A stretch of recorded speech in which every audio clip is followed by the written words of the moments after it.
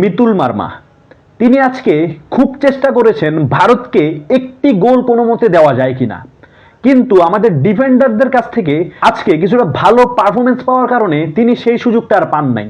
তার উপর একটি নিশ্চিত গোল হামজা চৌধুরী হেডারের মাধ্যমে ক্লিয়ার করেন এবং তারই মাধ্যমে হামজা চৌধুরী কিন্তু গোলকিপিংয়ের দায়িত্বটাও পালন করেই নিলেন।